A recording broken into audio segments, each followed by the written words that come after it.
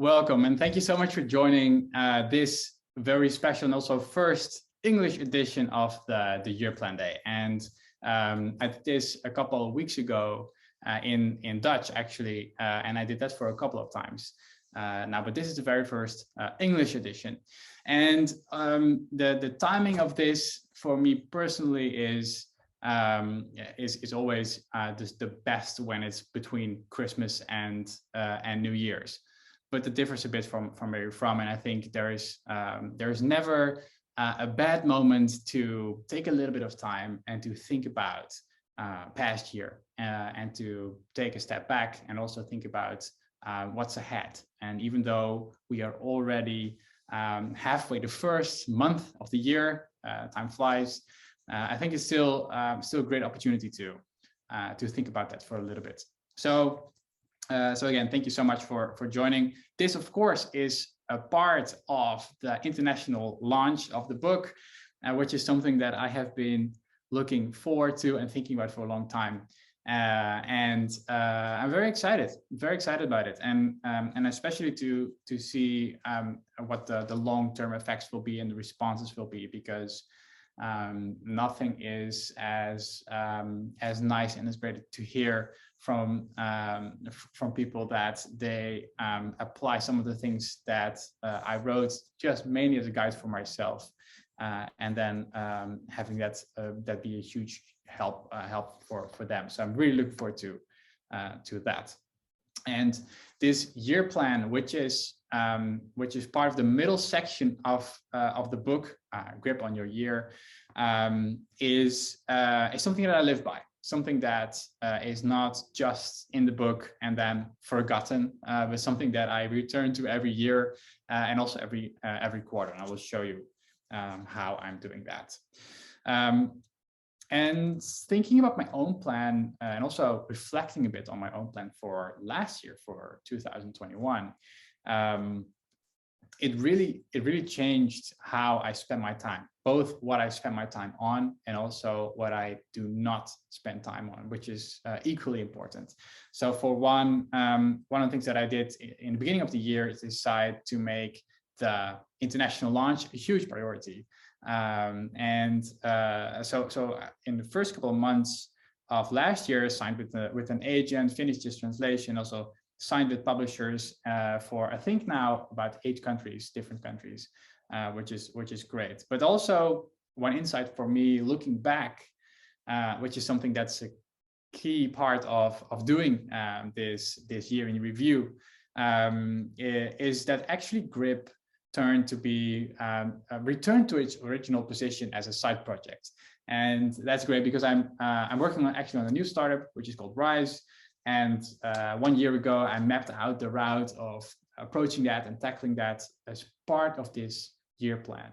And since then, we've grown to now with 3 founders and the first employee actually that we hired last month, built the first product, signed first teams, and also raised funding. So all that in last year. And outside of work, really this year plan helped me to be the husband and dad I want to be. And all of this, so not only work, but also the rest of life, is part of doing this, creating a plan for your year.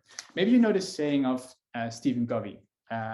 If you can climb a ladder as fast as you possibly can, but if this ladder is set against the wrong wall, it could be for nothing. And it's quite a strong statement, right? It's quite a strong saying, and I do believe that even if you have this ladder set against the wrong wall, you will still learn, which is important. But I do also think that taking a little bit of time to reflect on if this is really the wall that you want to be climbing is something that's really worthwhile. Well, you are here to do that, so actually that's already a great step and fascinating. So this whole session is basically an advertisement for taking a little bit of time, setting that time apart somewhere in the next week to start working with these components. So what is the plan for this hour? First, I will walk you through my process of doing this, really the practical stuff. And then second, I will share a couple of extra insights that are not part of the book, but I seem to think a little bit differently about the approach, the highlights, the accents that I give to my own reflection and my own planning that I want to share with you. And then finally, I will share some tips around the execution of it. So how do you make these goals actually happen, make them a reality? And then finally, we are with a compact group here, so I hope that's a nice opportunity to chat at the end, and maybe there are some questions that I can answer regardless to the topic. So it could be about this year plan day, could also be completely different.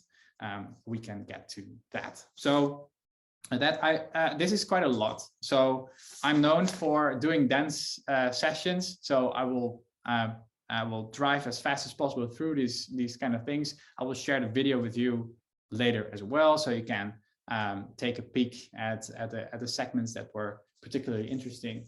So that's what we'll do. All right. So one thing before I dive in. If you really want to do this, if you really want to spend time, your valuable time on creating this year plan, and now is also the time to find time in your calendar to do it.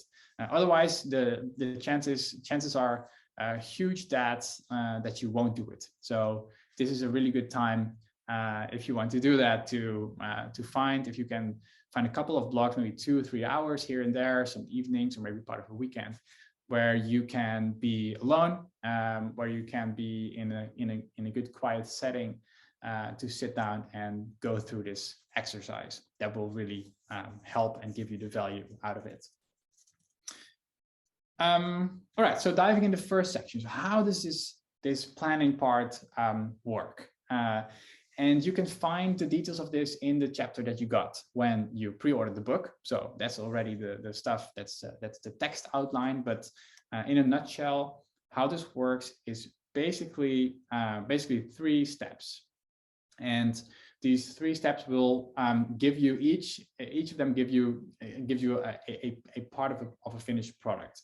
And this is something that you take away. So the first part is a written reflection on 2021. So it's a written list of things that I will dive in a little bit, like what exactly is in there. But it's a written reflection on past year. Second part is a brainstorm. And so you will have, if you go through with this, you will have a brainstorm with all kinds of things that you might find interesting, that will never fit in a year, but contain a lot of thoughts and ideas to start thinking on and working on. And then third and finally is, of course, the year plan. And what is a year plan? It's not more complicated than a set of goals, maybe around 5, maybe 6, maybe less, maybe a little bit more, depending on how often you've done this, of concrete goals for the first 3 months. And I will walk you through that. So those are the deliverables. Those are the things that we'll create. So the question is, of course, how do you get there? The process starts with a reflection. And this reflection is one of the most profound and impactful things you can do to basically get all the insights and extract them from past year. So often we move forward to the new year and look only to the future without ever being still for a moment and thinking about what happened and thinking about the things that were great, and also thinking about things that were less nice from last year. So in this first part, you will only look back. And the way I do this is quite simple. I take a document, in my case, a Google document, but you can use whatever kind of system or even paper that you want. And I create 3 lists. The first one is the list of my highlights. And the second list is the list of the things that were not as nice, so lowlights. And the third list is a list with insights. And then what I do is the first step is I take my calendar. I go back to January of last year, 2021. And then week by week, I move through the calendar. And by doing that, you will notice how much you forgot already, but you also notice things that that come to mind that were actually super nice, things that you really enjoyed. So you put those on the highlights list, and you will also see things that well, you have less fond memories of, things that have maybe been tough, situations that you're not as proud of as you would have wanted to be. So you put those on the lowlights list. And then finally, there will be maybe some insights like, hey, this period I was really tired, so maybe that's something to think about more. The insights do not have to be concrete yet, but if there's something that jumps to mind, like, hey, this is something I learned, something that that now catches my attention, you put that on the third list. So you start with the calendar. This is, so every time I do this for myself, but also when people share their own feelings about this process, the things that they uncover, they say how much of the things they already forgot, how much of the stuff that they see that that brings quite a bit of joy, actually, which is great, especially in a year where, if you work from home all the time, days and weeks and months start to look alike. But if you dive in, you will see that actually there were all kinds of different things that were super nice. So first, the calendar. Second is photos. And this is also something that's of course changed with our technology, because we use our phone all day long. We bring it everywhere. We snap a lot of photos. When do you look at them? Most of us never do, right? So, but there's a lot of valuable stuff in there. So this is the second step. I will take my phone, go to the photo roll in there, and go back to January of last year, and then scroll through. I flip through the photos, and then I will notice stuff that I already forgot and that are not in my calendar, and I will add them to the list as well. And then finally, I do this with my journal. So if you do any type of journaling, whether written or whether you use an app, I use Day One for that, which is great. I will just read through all the entries of last year. There are insights that are not captured in photos, not captured in my calendar, and I will add them to my list as well. The lists do not have to be in chronological order. You can do that if you want, but it can also be just a collection in a random order. Make that something that fits you, basically. So that's the first step. That will take you actually quite some time. I know people that spend the bigger part of a morning on this, or an afternoon, or even an evening, which is fine. Do make sure that you're not carried away with it too much, because then it's really hard to get to the next steps, of course. So this is the first part of the reflection. The second part of that is actually taking a look at your goals. So if you set goals for last year, for yourself, or maybe your team, or in what kind of environment you might be in, this is the time to get those goals. I will paste them in the Google Doc that I have, and then reflect on those as well. So since I set goals per quarter, which I will share in a bit as well, I have 4 sets. So for every quarter, there's a set of goals. And for each quarter, I will reflect on each goal, mark it as done, completed or not completed, and also maybe 1 or 2 lines per mostly the not completed goals, with stuff that with some thoughts on why I could not manage to complete it. So that's the goal section. And the third section of the reflection is about going a little bit more in depth. And how I do that is by basically slicing my time, not more in time compartments, but in categories. And the categories are mentioned in the book and are work, partner and home life, wider family, friends, health, spiritual life, skills, side projects, fun, giving, quitting, and 2 categories around money, so income and savings. And you can go all out on these. I basically write a couple of lines per category, and again, I will ask myself a couple of questions per category, like what did I do, what didn't I do, what makes me happy, what not, and what gave me a lot of energy and what not. For each category, I will ask that question. And I will move back and forth between the categories and see what kind of insights I might have, which is great, because there might be some in there that did not get a lot of attention in the last year. So it's not reflected in your calendar or anywhere else. And this is the place to really dive deep and then see what you can uncover. So the fourth component here is looking at individual quarters, which is also great, because now you have basically zoomed in on a different. You pull out a couple of lenses to look at last year. The quarters lens is useful because you start to see some kind of an arc in your year. And if you do this year after year, you will see what quarters you will have a lot of energy, and what quarters might be a little bit more complicated to pull things through. And that's really insightful, because, and also a weird thing in how we work, right?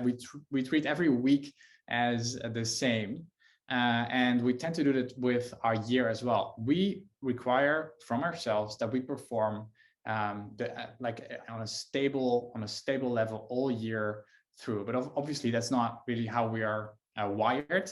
That goes for our week, but also for our year. And I think it's good to be aware of that. And if you are aware, you can also use that in your planning to think about, hey, how will my energy level be at this point in the year? And how can I adapt beforehand? That will really help you get more out of it, because it's more aligned, more linked with how you will feel. And that's actually more predictable than most of us think. So that's why the quarters part is so important. And then the final part of this looking back part is writing a brief summary for the year. So now I have all of these different things on paper, and then I will go back to the top of the document and write a couple of lines with some overarching comments. Hey, what are my thoughts on past year? What was the absolute highlight of it, or what was something that I want to record at this point in time? I will share the link to the template in the email that I will send after this session, with a link to the video as well. So there's a template, at least for Google Calendar, for Google Docs, that you can copy with the questions and also with the categories in there that you can use as your template. So that's the reflection part. With this document, you could also stop there if you want, because what I often see and notice with myself, even if I do not get to the brainstorm, or if my goals are not set yet, the reflection already will change my behavior. Because let's say you write down that you really enjoyed reading some great books last year. Well, next time you will think about what to do in a weekend, you might think, hey, I really enjoyed reading, so maybe I will pick it up again right now. So here, those are some things that can happen even without setting goals. But I really believe that the combination of this, so the reflection, the brainstorm, and the setting goals together is super powerful. So that's why, of course, we move forward with the second part, which is the brainstorm. And the idea of this is, we have looked at the past, and now it's time to look forward. But before we do that and create a plan that is something that we can achieve, something that's within reach, I first want you to take a step back and think all out. Make a plan that's as big and as bold as you can possibly make it. And the brainstorm is a safe space to do that. What I will do in the brainstorm is I start with the categories. And for each category, I have a couple of questions, and those questions are also in the chapter that you got. And the questions vary from like, are you working in the right, like, are you happy with your work environment? you would like to work more or less, or in a different, like those could be questions that are linked to the work section. And for each category, there's a bunch of questions that you could use. But the main goal is to think for yourself on each category, and come up with as many ideas as possible. So quantity is the goal here, not quality. Basically, anything that you think of could be in there. And what happens for me is that I will start the year by also looking at the previous brainstorms and picking out things that I did not manage to do, because there will be so much in there that you will never be able to complete it, at least in the upcoming 10 years. Not to disappoint you, but that's of course the reality. So that's the idea also behind it. So to go all out and write down as much as you can possibly think of. So that's basically the brainstorm, and I jump back between categories. I could also, what I often do is I start to brainstorm. This is most of them a good moment to break up the afternoon if I'm doing this in one day, or stop for the evening and then pick it up in the next day, because it's also nice to let this sink in for a bit and reflect on that for a little bit, and then take a bit of time off and then return to it, and you will find that very often there's a lot of new insights to be found and things to be added. So that's the brainstorm part. And then the third part is actually the planning part. And so with the planning, you're diverging again. So from a big and bold plan brainstorm, you go to something that's actually manageable. Which is, I think, a key to actually start working with goals again. A lot of people are disappointed by goals, or are because they're used in a work environment where very often people hate them because they are used as a stick to get people to do more. Well, this is your own tool. So in this case, no one is here to judge you. No one is here to get you to do more. This is just as a tool to help you to focus on what you think is important. So that's the goal of it. So why do I use a quarter format? So why 3 months? Well, a year simply is too long. In the beginning, when I started experimenting with this myself, and also when talking about this with a lot of people, they would say, well, of course, what happens is you write down what you want, or you come up with this New Year's resolutions, and then it's February, and then you think, oh, well, I still have a ton of time. And of course, then suddenly it's November, and suddenly you will look at your resolutions again, and you will never be able to make them anymore, because then still you have only 2 months left. So we underestimate, we really underestimate how close the deadline needs to be for us to be on our seat, and also on the edge of our seat. Well, and a month is too short, because, well, I don't know how you feel about this, but we're already halfway January, and I feel that we just got started with the year, but actually it's not true. So a 3 months period is ideal, because it's long enough to be able to tackle quite big things, but close enough to feel the pressure a little bit from the beginning of the quarter, and then have it build up, and then use that as a driving force to actually get to it. So how do you do this?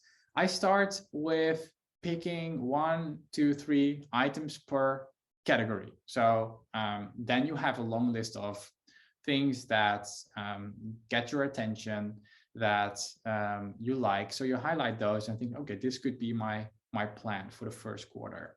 That will be way too much. Yeah, with way too many items. So the next step, of course, is to see if you can compress that. And the way to do that for me is by working with these items. And then for each of them, I will start thinking about how can I make these more concrete and measurable, which is hard for a lot of them, so they will fall off. And also the second criteria is, do they really excite me? Do I get excited about actually working on this? Does this motivate me? And if it doesn't, I will I will put it down. I will throw it off the list. So start narrowing down your list, make them more concrete, and checking with yourself what really excites you, and try to get to three to five goals for your first quarter. Especially if this is your first time, you will want to have this a good experience. So I always say that it's way better to pick fewer of them for the next 3 months or 2.5 months now. And you can always add stuff later. If you want, you can always add more. But then at least you have a positive experience if you manage to get them all done. So start small and use that as an experience, as a starting off point to make it a little bit bigger later. So if you have that list, in combination, I start thinking about a theme. And for me, a theme is really helpful because you will start to see some kind of a thread, some kind of an overarching thing appear about the quarter. And that's useful because that helps filter incoming things that might not be on your list, but still fit the theme really well. And what I've noticed is that those are useful signals to take seriously.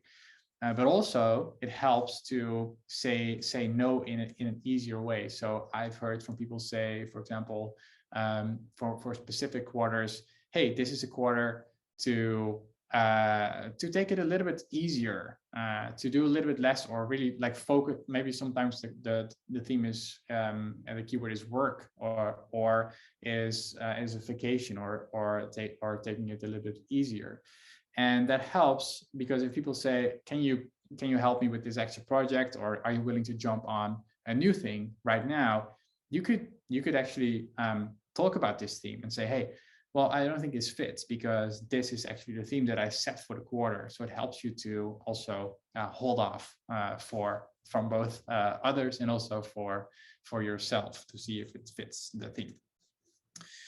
So that's basically the year plan for the first quarter. And then finally, what I do is in a drafty kind of way, I will fill in the other 3 quarters. So I will try to come up with some kind of a theme, and I will lightly put in some of the goals. So if I have an idea of what I want to do in a certain quarter, I will write it up. But also, of course, those are the things that I will tackle at a later point when I'm doing the quarterly review. But I put those in a quarterly live way. So that's actually, if you have that, that is your year plan. So it's a set of goals for the first quarter, and with pencil, like in a really light way, a sketch of how the rest of your year will look, what it will look like. So the checklist for doing a quarterly review is something that is at the end of the chapter. It's in there, so you can find it. It's basically a lightweight variant of what I just described, but then just for the last 3 months. And that is something that I add to my calendar basically the first day of the first quarter. I will add the reflection, and I will block off some time to actually do the quarterly review between Q1 and Q2. So that's something that you can also already do. So that's actually creating a plan for a year. That's the year plan. And this might sound quite straightforward and simple, but you will find that if you dive in, well, there's so much to think about, so much to brainstorm, and also so many things that probably you want to tackle, that this is quite an exercise. So I hope this is a good place to start things. Okay, then briefly, a couple of thoughts that I had with this edition for my own year plan, and this is something that's a living thing. It's a living idea of making this year plan. And even though the first version of it was written somewhere in 2018, still I adjust and change things for myself. And here are some thoughts that I added this time for myself and might be useful for you. So the first idea is the question of, do you own the tools or do the tools own you? And for me, my way of working is crucial to get things done, right? So it might not be a surprise to you that I love systems. I love structuring my work in a certain way. But there's also a danger in that, because I can get carried away with that.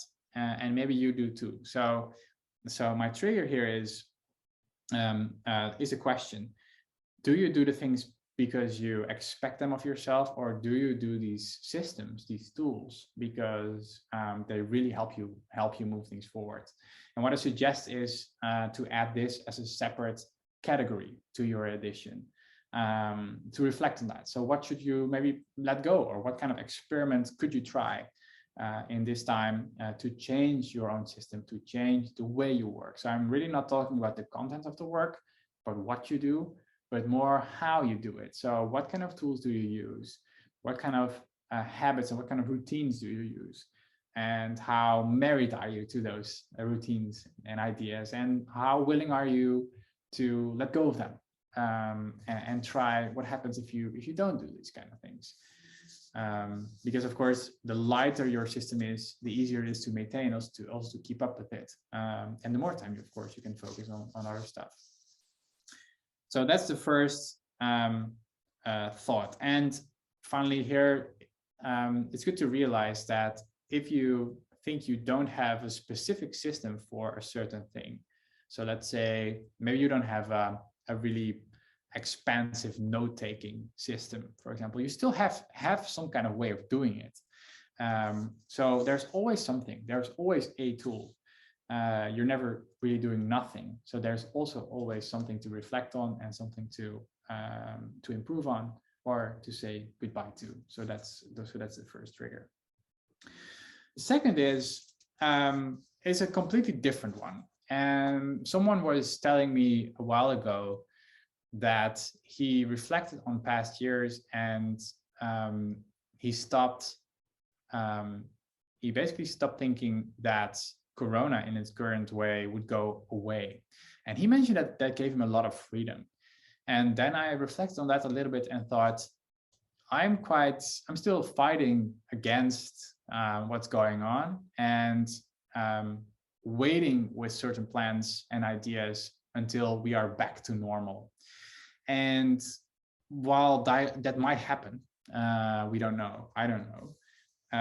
I found this trigger really interesting, because it basically says, okay, think about for the next year, think about your own plans in the context of the idea that Corona is here to stay in its current form with the current restrictions. And the question is, does that change your plans? Does it change what you would like to work on? Would that change where you live? Would that change how you're spending your time, and also how you stay connected with your friends and family? And that might be something that, if you think about it, let's say this stays the same for the next 5 years, how would you reflect on this moment in time? What would you like to have done now that you might be postponing because you hope this will be over at some point? This really hit home for me, because well, still, this is a difficult thing to reason about, because we all like safety, right? We all like things that to be how we recognize them, how we're used, how they are used to us, and how much we like the systems and the ways of living that we had. So this might be a really mind-blowing extra trigger for you to think about. So what if Corona is here to stay? The third one and final one on this segment is on thinking bigger. I believe that you and me and all of us are able to do way more things than we often think. And there is sometimes these calls from people, these sayings from people like, hey, you should take it, why don't you take it a little bit more easy? Why don't you take it easy on yourself? Why don't you I don't know, relax more, or why don't you focus on just being happy instead of chasing your dreams? And I hate it when people say that, because for me, it has the opposite effect. It has the effect of wanting, even wanting more to chase the things that I have in mind, but also sometimes it can have the side effect that you really start believing that actually what we can do is limited. And the biggest barrier here are we ourselves. And that's what I often experience for myself as well. When I started thinking about this a little bit more, every time I'm struck with the fact that we have basically all the information, like at this point in time, under our fingertips, accessible to us. We have, according to any measure, especially if you are in this part of the world, you have it way better than anyone ever before in history. And also we are able to get in touch with anyone over the internet, so this combination is huge. So that means that if you think about the plans that you might have or might think about, that so much of it is actually within grasp, within reach. So the question is, what do you do with that? And I would really like to challenge you for this edition, this specific one, to go all out in your brainstorm, especially if you've done this for a couple of times. This might be a good addition to really explore what would happen if you really take this as a starting point with anything. Like, there is no limits in terms of what you can think of, and of course you can always bring it back to really concrete things to actually start doing. But in this part, in brainstorm, really go all out. So that's the third and final extra trigger. So first, think critically about how you're doing the stuff that you're doing, what kind of tools, what kind of structures you use. And second, think about the situation that Corona is here to stay. And then third, go all out in your ideas and think way bigger in the ideas that you're gathering. So I really hope these triggers help you expand on this year plan for this edition even more than you had in mind before. All right, so finally, now you have your plan. Now you have thought about what you want to do. So how do you make these goals actually happen? Which is, of course, the tough part. Some tips and suggestions before taking off.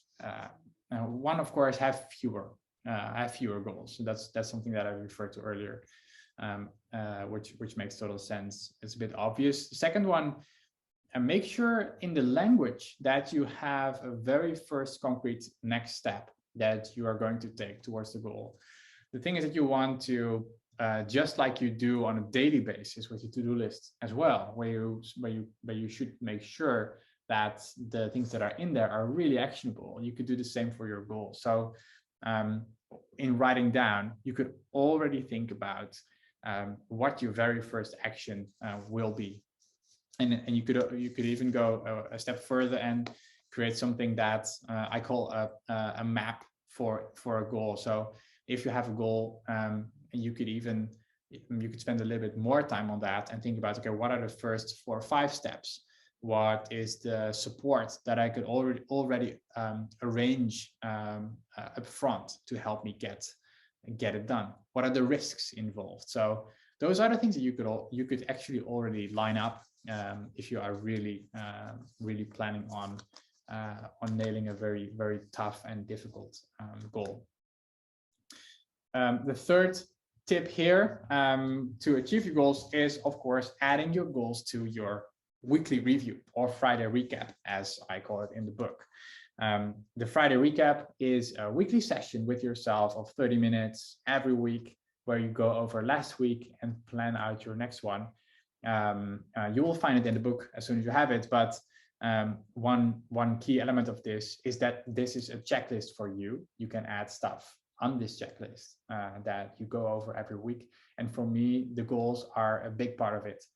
And if there's one thing you can do to make sure you complete these goals, is that you see them often. So you could do that in your weekly review, so you see them every week, or I don't know, print them and make sure they're visible in your bathroom or in the kitchen or on a door in your bedroom, whatever. Do something that make sure that you will have them inside every so often to not lose them out of sight. The fourth suggestion is to start working with the idea that's called an accountability partner. That's actually chapter 7 in the book, which follows right after this year plan part. So you will see this as soon as you have it. But the idea of that basically is to have a weekly meeting with someone that you trust, that will challenge you, and you will challenge this other person to complete the things that you are working on. It's basically having a professional cheerleader that works with you and follows you along, which is really nice. So that's something that you can do. Gist of it, of course, is getting support from another human. That's also something that you can already start doing to achieve your goal. So tell someone about the goal that you're wanting to make, and ask them to check in with you at regular intervals, for example. And then finally, already reserve time in your calendar for the end of March, beginning of April, to do your quarterly review. And the good thing about doing this on a quarterly level, again, is that you have 3 extra chances in the year to start over, which is fantastic. I mean, we all need this break every once in a while. If you fall off the wagon, which is fine, you can pick it up in a couple of months' time and try it again. Try it in a different format. Try to see what works for you at that point in time. And that brings me to the final point here. If you get stuck on your goals, if you set out in a couple of days, you create this plan, you're excited for it. In a couple of weeks, maybe you'll find that the energy to work on it is gone, the system breaks down, whatever. Don't be afraid to, one, throw it all out, because it's here again to serve you. You're not here to serve the idea. And then two, don't be afraid to scrap out the goals that are making you anxious to actually start looking at the whole thing. So eliminate the parts that stress you out, that bring this negative that give this negative feeling to this whole concept, again, because it's here to serve you.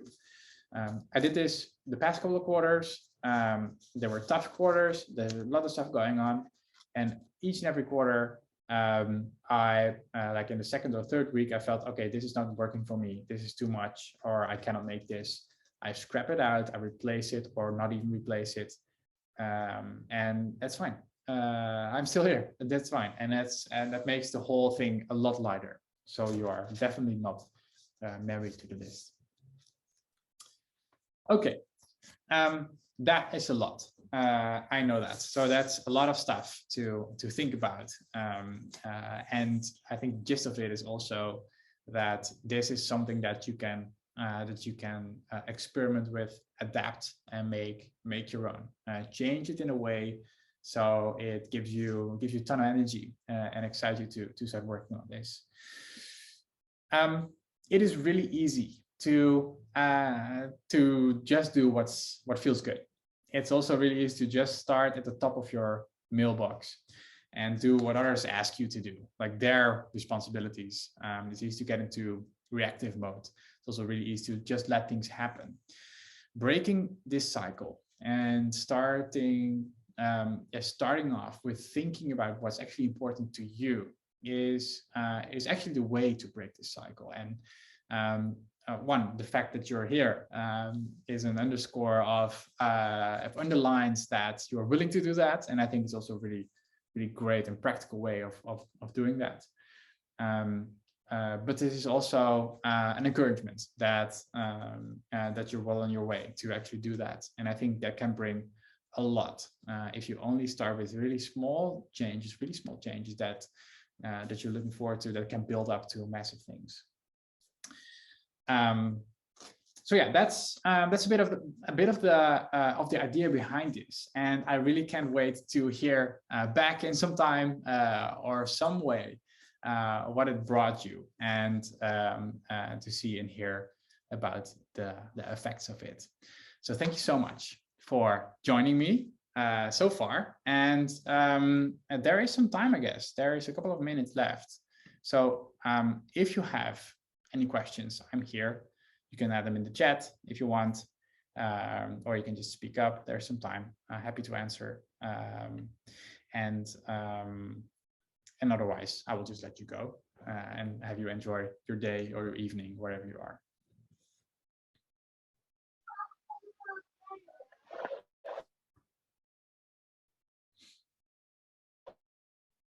Hi, Rick.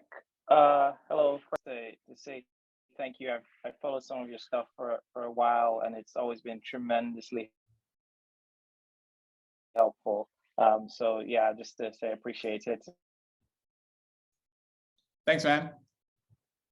Thank you so much. Awesome.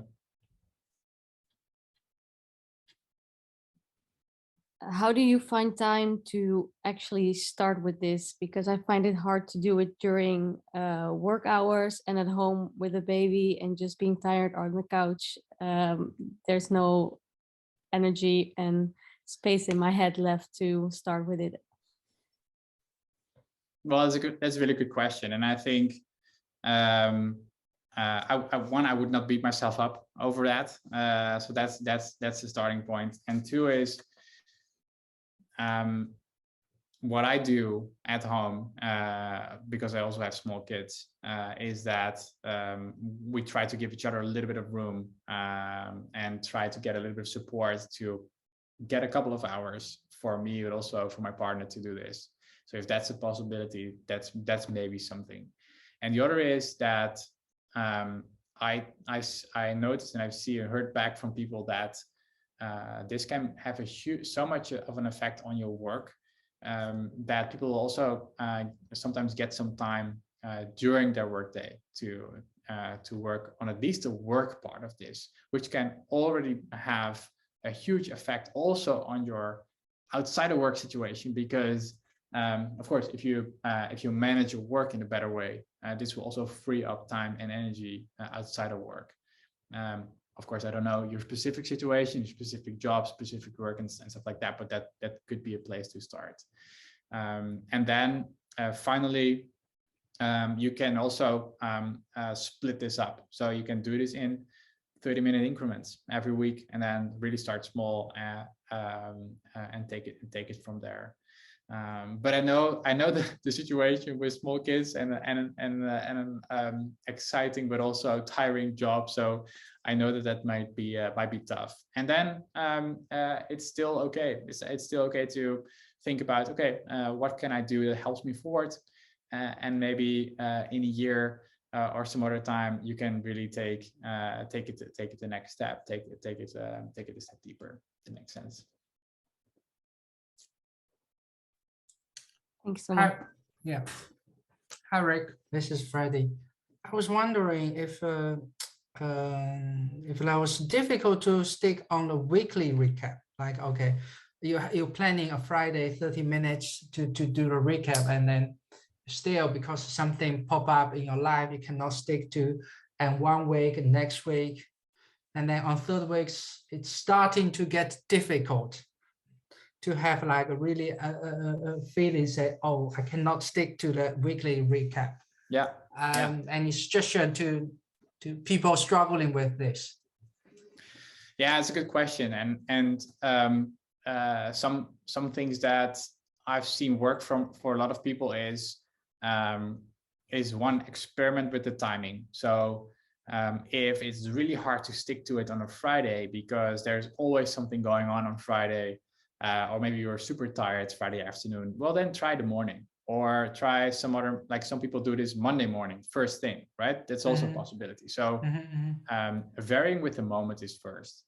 Second, what you can do is, what I see people doing is they start with a small checklist of things to to reflect on and think about in their Friday recap. But over time, this grows into a massive list of things to check, right? So huge number of projects, a lot of tasks, all kinds of notes and things, a lot going on.